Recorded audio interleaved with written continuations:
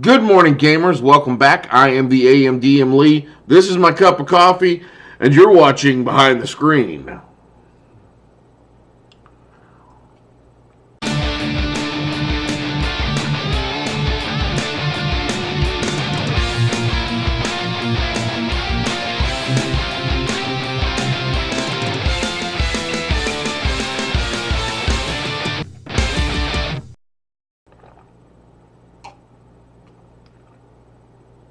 Oh, ambrosia of the gods. So, what tip, trick, idea are we going to talk about today? We're going to talk about loot. Now, there are a couple of different ways of running loot in your game. You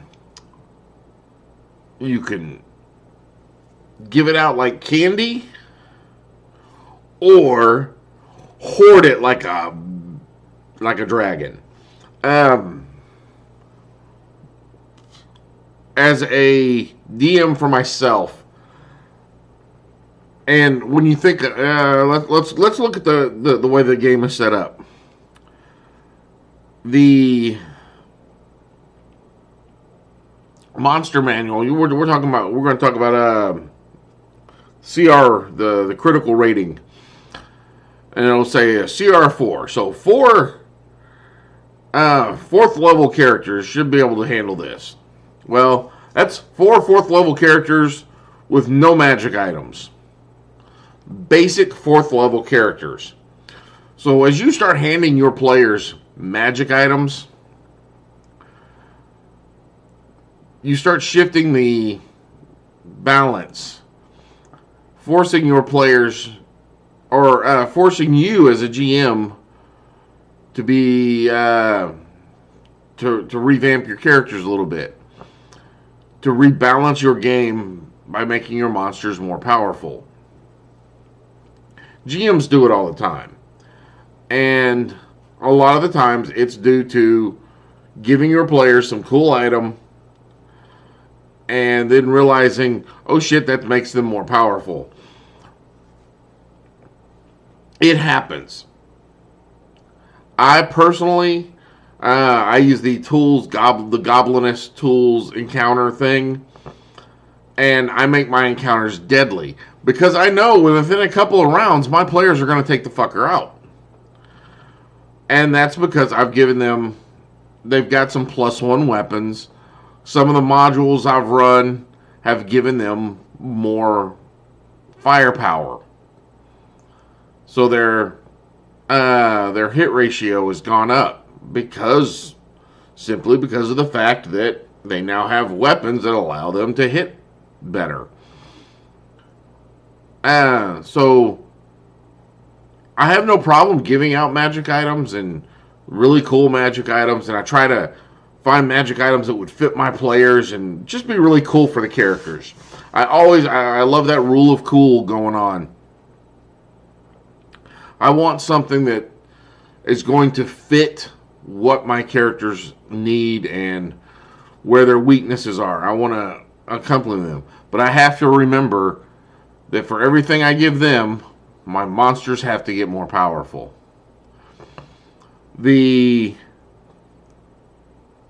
So just handing them loot, they've got to earn that shit. They have to earn everything that they get, and I run deadly encounters. So their options are to try to get through the encounter or run away. Most players are not going to run away. Just the simple fact of life, they're in this to be heroes, and heroes don't quit type mentality. They're going to fight to the bloody end regardless.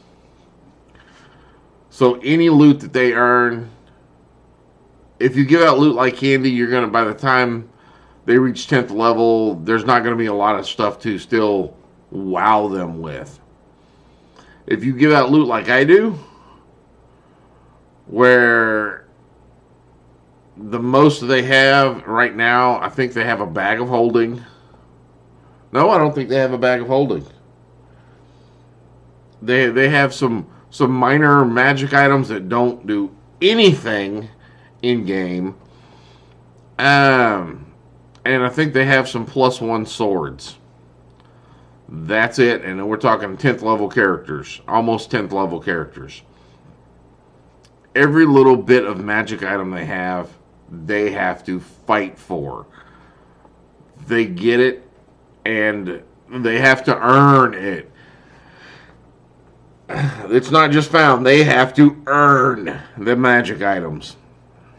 Now, another thing I like to do, not just earning your magic items, I love the concept. I don't remember what Dragon magazine it was in, but it was back in the 90s when I first read this. And I was like, this is a freaking amazing idea, and I've loved it. And I still use it. It's just sometimes hard to find the right item per character.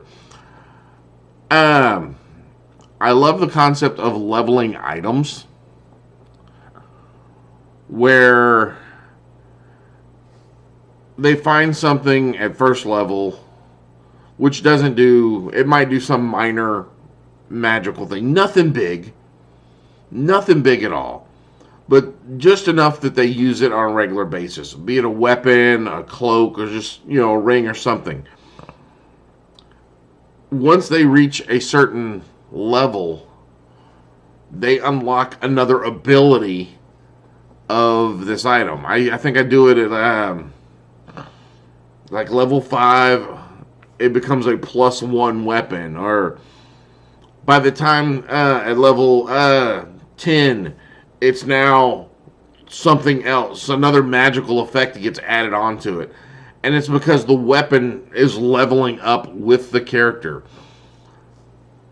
It becomes a legacy weapon. I think that was what they were called, legendary or legacy weapons, where it's something that they have that's purposeful to the player.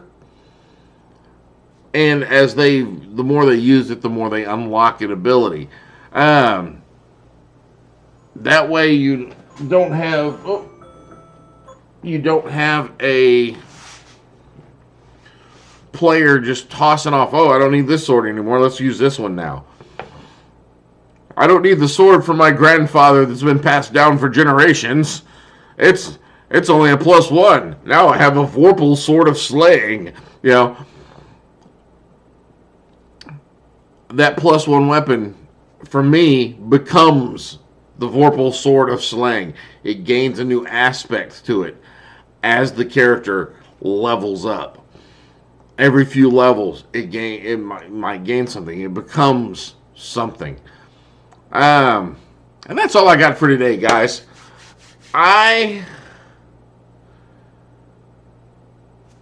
That's all I got.